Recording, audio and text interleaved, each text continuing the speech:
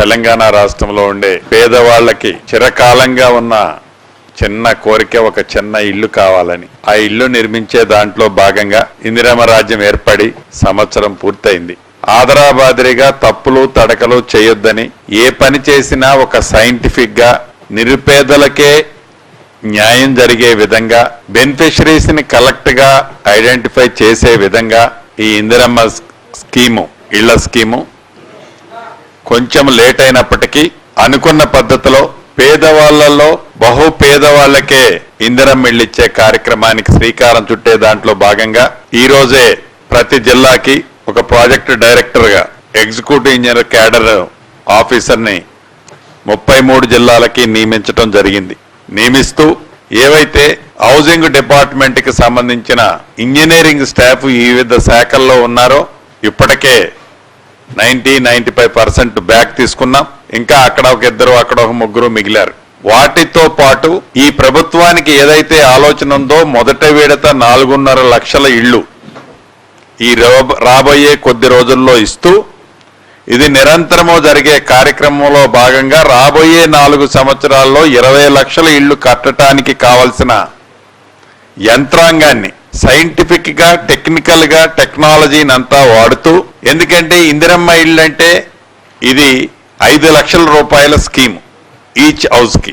ఎంత మనం అడావుడి పడి తొందరపడి నిర్ణయాలు తీసుకుంటే అది పేదోళ్లకి చెందాల్సింది మిస్యూజ్ అవుతుందేమో అని జాగ్రత్త తీసుకుంటూ ఈ 20 లక్షల ఇళ్లు కట్టే దాంట్లో వ్యూహాత్మకంగా ఎక్కడా చిన్న మిస్టేక్ కూడా జరగకుండా, పబ్లిక్ నుంచి వచ్చే గ్రీవియన్స్ ని కూడా రిసీవ్ చేసుకుంటూ వాటిని కరెక్ట్ చేస్తూ, బెనిఫిషరీస్ దగ్గర ఏ ఇన్ఫ్లుయెన్స్ లేకుండా ఆల్రెడీ ఇప్పటికే నిన్నటి సాయంత్రం వరకు సుమారు 32 లక్షల మంది యాప్లో వారి వారి స్థితిగతులు, వారు నివసించే గ్రామం, వారుండే ఇల్లు, ఆ ఇంటితో పాటు ఇంటి స్థలం ఉంటే ఇంటి స్థలము, ఇంటి స్థలము లేకపోతే ఎక్కడ నివసిస్తున్నారో, ఏదైనా వికలాంగులైతే వికలాంగులుగా, వితంతువులైతే వితంతువులా, ఇంకా ఏదైతే ఆ గ్రామాలలోనో మున్సిపాలిటీలో కార్మిక స్టాఫ్ ఎవరన్నా ఉంటే వాళ్ళగా రికార్డు చేస్తూ మొదలు కొద్దిగా నత్తనడకతో స్టార్ట్ అయిన ఈ ఇందిరమ్మ యాప్ కార్యక్రమం గడిచిన ఈ 2-3 డేస్ నుంచి 4 lakhs నుంచి 5.5 lakhs వరకు రీచ్ అవుతూ, నాకు తెలిసి ఈ నెలాఖరికి ఒక 70 నుంచి 75% కంప్లీట్ అవుతుంది. రాబోయే ఫస్ట్ వీక్ లోపు ఏవైతే ఇందిరమ్మ రాజ్యం వచ్చిన తర్వాత ప్రజాపాలనలో భాగంగా ప్రజల వద్దకే ప్రభుత్వ అధికారులు పోయి వారికి ఏవైతే రిక్వైర్మెంట్లలో అవసరమైన వాటిని అప్లై చేసుకునే దాంట్లో ఇల్లు టిక్కు పెట్టిన వాళ్ళు 80 లక్షల మంది ఉన్నారు. ఈ 80 లక్షల మందిలో యాక్చువల్ బెనిఫిషరీస్ ఎవరో ఐడెంటిఫై చేయటం కోసం ఇది నిరంతరము జరిగే కార్యక్రమం కాబట్టి ఏదో 4.5 లక్షల ఇల్లు ఇచ్చేసి చేతులు దులుపుకొని పోవాలని ఈ ప్రభుత్వానికి అటువంటి ఆలోచన లేదు. కాబట్టి ఈ ప్రభుత్వం మళ్ళీ 5 సంవత్సరాల తర్వాత కూడా మిగిలిన వాళ్ళు ఎవరైనా ఉంటే ఇల్లు ఇవ్వాలి అనే ఆలోచన ఉన్నది. కాబట్టి దీన్ని లాంగ్ విజన్తో పర్ఫెక్ట్ గా బెనిఫిషరీని ఐడెంటిఫై చేయటం కోసం ఈ యాప్ని ఏర్పాటు చేసి కేంద్ర ప్రభుత్వం నుంచి, అది అర్బన్ కావచ్చు, రూరల్ కావచ్చు, ఆ అమౌంట్ తక్కువ కావచ్చు, వారు ఏ రకమైన కోరికలు కోరినా ఆ కోరికల్లో ఫిట్ అయ్యే విధంగా ఈ యాప్ ద్వారా ఎలిజిబుల్ అయ్యే వాళ్ళని మనం కట్టించే వాటిలలో ఆ కేంద్ర ప్రభుత్వం నుంచి వచ్చే నిధులను కూడా ₹1 కూడా మిస్ కాకుండా, వాళ్ళ బ్రాండింగ్ కావాలన్నా కూడా ఈ రాష్ట్ర ప్రభుత్వము బేషరతుగా యాక్సెప్ట్ చేసి దాంట్లో ఫిట్ అయ్యే కాన్సెప్ట్స్ అన్నిటినీ ఈ యాప్లో ఇన్కార్పొరేట్ చేసి ఈ యాప్తో ఇప్పటికీ 32 లక్షల మంది పూర్తయింది. ఈ నెలాఖరికి మ్యాక్సిమం 75-80% కంప్లీట్ అవుతుంది. ఇదే టెంపోలో 4th 5th కల్లా, జనవరి 4th 5th కల్లా నాకు తెలిసి టోటల్ 80 లక్షల మంది డేటా రాష్ట్ర ప్రభుత్వం ఎవరైతే ఇళ్ళు కావాలని అడిగారో వాళ్ళందరి డేటా ఈ రాష్ట్ర ప్రభుత్వం దగ్గరకు చేరటం జరుగుద్ది. దానిని యుద్ధ ప్రాతిపదికంగా బెనిఫిషరీస్ ని ఫస్ట్ 4.5 లక్షలని poor of the poor identify చేస్తాం.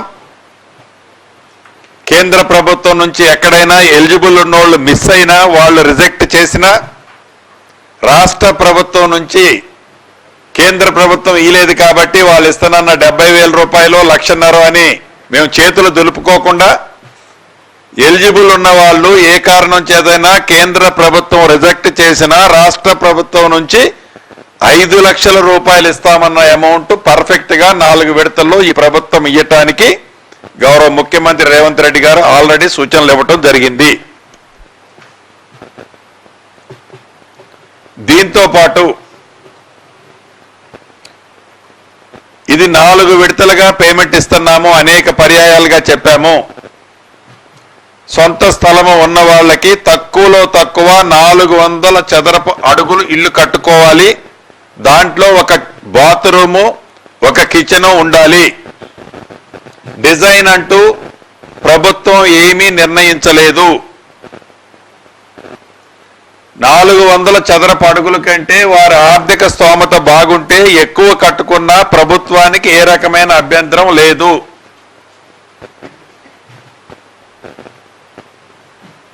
నాలుగు విడతల్లో ఫౌండేషన్ కి 1,00,000 రూపాయలు, కిటికీ లెవెల్ కట్టితే 1,25,000, స్లాబ్ వేస్తే 1,75,000, గోపరేషన్ టైంలో మిగిలిన 1,00,000, మొత్తం కలిపి 5 లక్షల రూపాయలు గ్రీన్ ఛానల్లో నిరుపేదలకి, ఇల్లు కట్టుకున్న వాళ్ళకి ఇందిరమ్మ ఇళ్ల స్కీమ్ లో ఇవ్వటం జరుగుతుంది.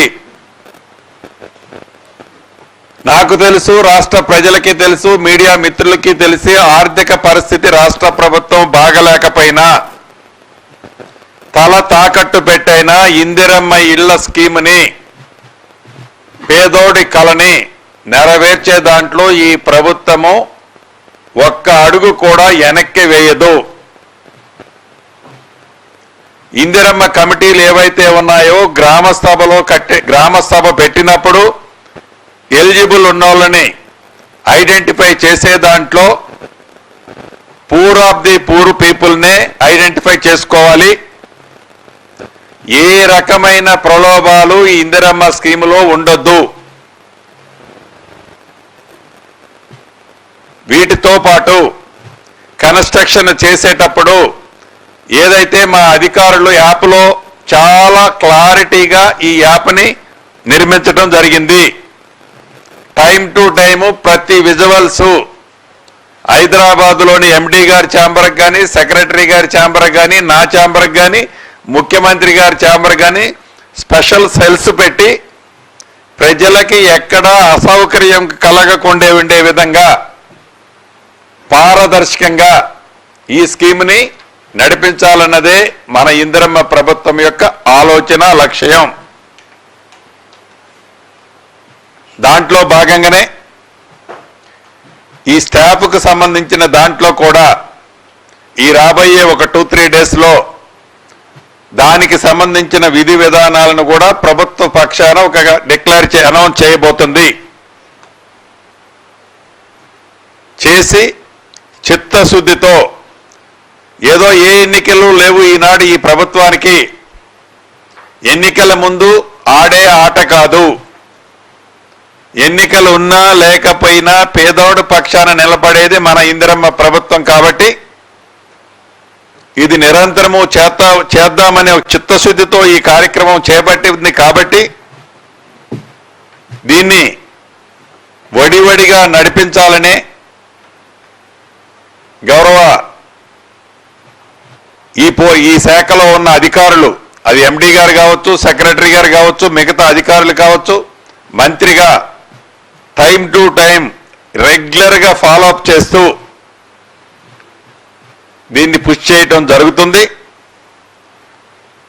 నిరుపేదలు ఎవరైతే రాష్ట్ర వ్యాప్తంగా ఉన్నారో ఎవరు అభద్రతకు లోనవ్వక్కర్లా, ఎవరికి మీరు లాలూచీగా ఉండాల్సిన అవసరం లేదు.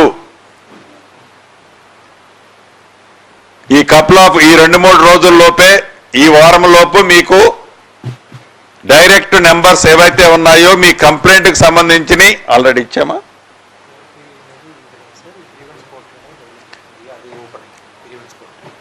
ఏదైతే మీ కంప్లైంట్కు సంబంధించినది తెలియచేయటం కోసం ఒక సపరేట్ ప్లాట్ఫారాన్ని ఏర్పాటు చేయడం జరుగుతుంది.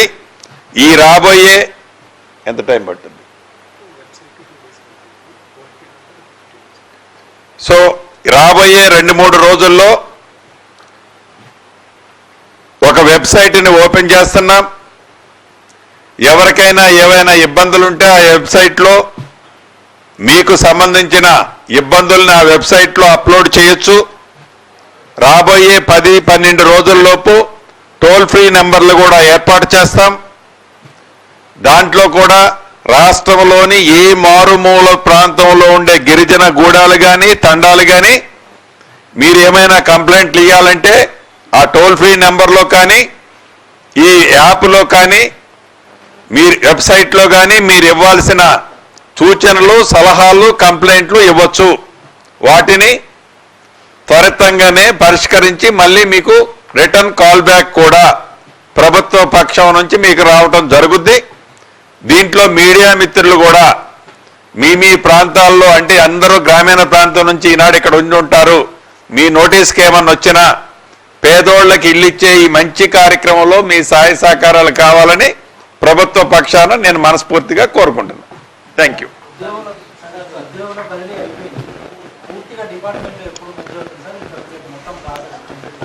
మ్యాక్సిమం సంక్రాంతి లోపు ఇది ఈ ఆఫీస్ అంతా ఫుల్ ప్యాక్ ఉంటుంది, కలకలకలాడుద్ది.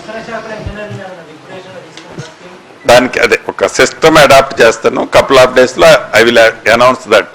ప్రీవియస్గా మీకు చెప్పాను, రెవెన్యూ శాఖకు సంబంధించిన దాంట్లో ప్రతి రెవెన్యూ గ్రామానికి ఒక అధికారిని ఏర్పాటు చేస్తానని, ప్రతి మండలానికి ఆర్డీఓ గారి దగ్గర, కలెక్టర్ దగ్గర రాష్ట్ర వ్యాప్తంగా ఒక 1000 నుంచి 1200 మంది సర్వేయర్లను పెడతానని చెప్పిన మాట ప్రకారం ఆల్రెడీ దానికి సంబంధించిన అంశాలు వడివడిగా నడుస్తున్నాయి. సంక్రాంతి లోపు అది పూర్తవుతుంది.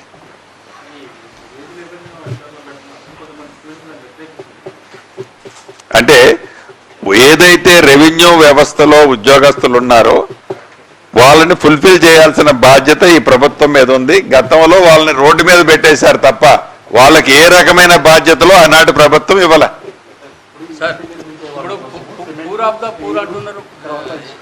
తప్పకుండా దానికి సంబంధించి కూడా ఏదైతే సిమెంటు, స్టీలు, ఇసుక సంబంధించింది కూడా కేబినెట్ లో ఒక డెసిషన్ తీసుకొని దాన్ని కూడా అనౌన్స్ చేయడం జరుగుద్ది.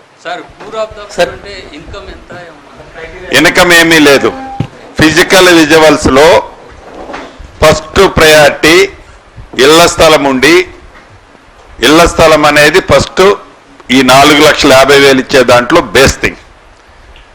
వాళ్ళది పూరిల్లు ఉందా, పూరిల్లు మీన్స్ గడ్డి కప్పు, లేకుంటే టార్పలేస్ ఉందా, ఈ 2 ఫస్ట్ ప్రయారిటీ. దీంట్లో వికలాంగులు కానీ లేకుంటే వితంతువులు కానీ లేకుంటే ఆ గ్రామానికి సంబంధించిన poor of the poor people కంటేనే అటువంటి ఇల్లు ఉంటాయి. ఇది తమ్మురోలు. ఫస్ట్ ఇల్లు అయిపోయిన తర్వాతనే ఆ గ్రామంలో మనం ఇస్తామన్న కోట సెకండ్ ఫేజ్లోకి ఇక రేకుల ఇల్లు దీంట్లోకి వస్తుంది. సార్ లాస్ట్ 10 years నుంచి ఎస్, సెలక్షన్ ఇక్కడ మనం చేసేసి కమ్యూనికేట్ సెంట్రల్కి చేస్తాం. సెంట్రల్ ఏమైనా యాక్సెప్ట్ చేయకపోయినా మనం సెలెక్ట్ చేసేదాన్ని స్టేట్ విల్ బేర్ ఇట్. వస్తారు స్థలం ఉండి ఆ స్థలంలో పూరిళ్ళు అంటే గడ్డిళ్ళు, పూరిళ్ళు మీన్స్ అద్దెళ్ళు ఉన్నా కూడా యాక్సెప్ట్ చేస్తాం.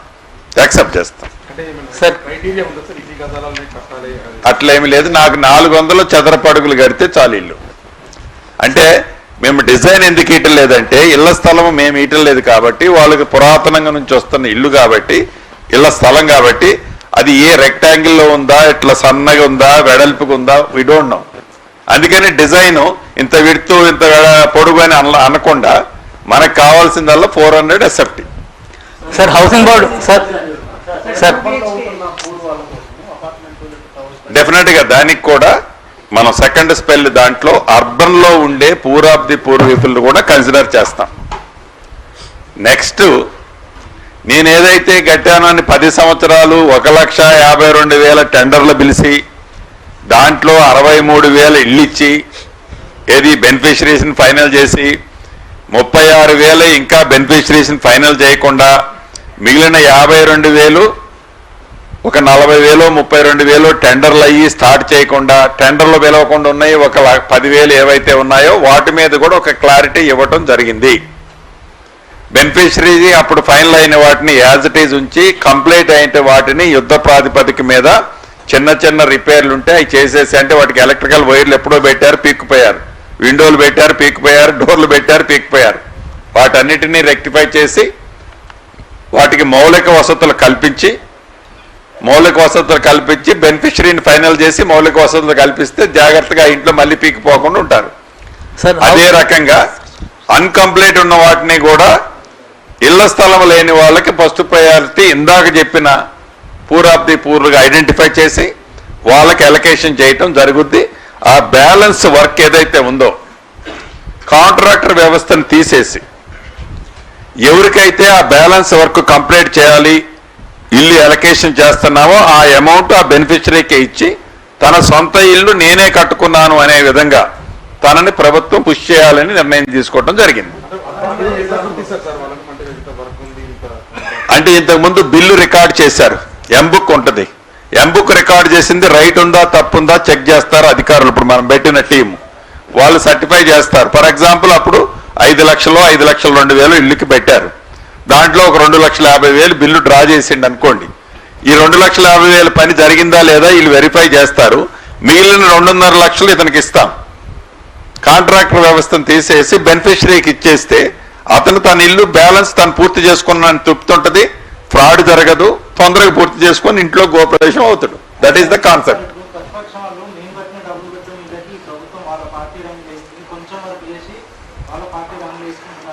ఇప్పుడు కనీసం వాటిని పూర్తి చేయాలనే ఆలోచన కానీ వాటిని ఆ పేదోడికి ఇవ్వాలని జ్ఞానం కానీ ఎక్కువ నేనంటే ఇక మరీ విమర్శించడం అంటారు. రంగు ఒకటేస్తే అయిపోతుందా? అసలు చిత్తశుద్ధి ఉందా? చిత్తశుద్ధి లేకపోయా 36,000 ఇల్లు కట్టి సగం సగం వదిలేసి ఇన్ని సంవత్సరాలు ఉండి దాని మీద పెట్టిన ఇన్వెస్ట్మెంట్ అంతా ఏమైపోతుంది? రేషన్ కార్డుతో సంబంధం లేదు. పేదవాళ్లలో పేదవాళ్ళగా అక్కడ లోకల్ ఇదంతా గ్రామంలోనే ఫైనలైజేషను. హైదరాబాద్లోనో ఢిల్లీలోనో ముఖ్యమంత్రి గారి ఛాంబర్లో ఉండదు. ఏ గ్రామంలో బెనిఫిషరీని అక్కడ ఫైనల్ చేస్తాడు, ఆ కలెక్టర్ రికమెండ్ చేస్తాడు, డిస్ట్రిక్ట్ ఇన్ఛార్జ్ మంత్రి గారు కింద సంతకం పెడతాడు. That is final.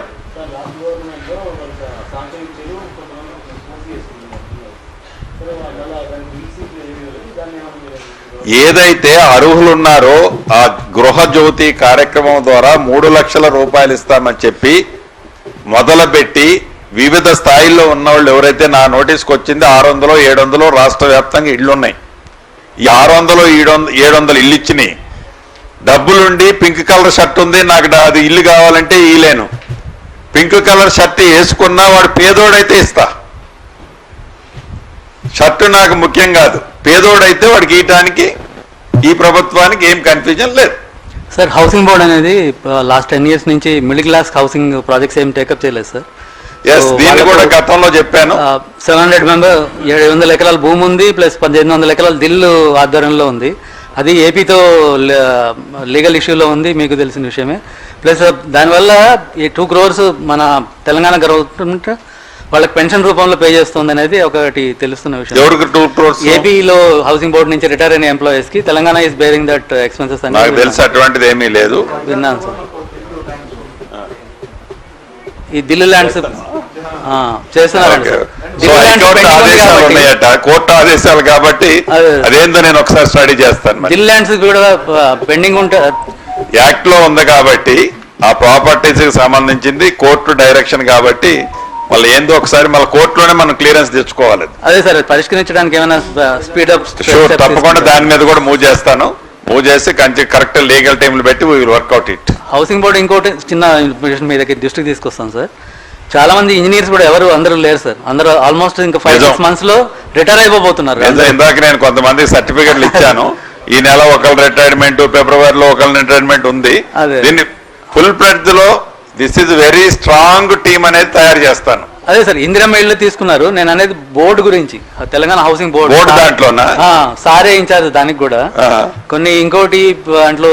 సో దానికి సంబంధించి ఈ ఇందిరమ్మ ఇళ్ల స్కీము ఈ ట్రాక్ లో కపుల్ ఆఫ్ 1-2 months లో ఎక్కిన తర్వాత హైదరాబాద్ 360 degrees లో 4 డైరెక్షన్స్ లో మినిమం ఈచ్ ప్లేస్ లో 100 acres తగ్గకుండా మిడ్ క్లాస్ LIG, ఇంకోటి ఏంటంటే MIG, HIG ఈ 3 సెక్టార్లకి నో లాస్ నో ప్రాఫిట్ తో హౌసింగ్ బోర్డు నుంచి కూడా ఆ స్కీమ్స్ టేక్ ఓవర్ చేయాలన్నది ప్రభుత్వం ఆలోచనలో ఉంది.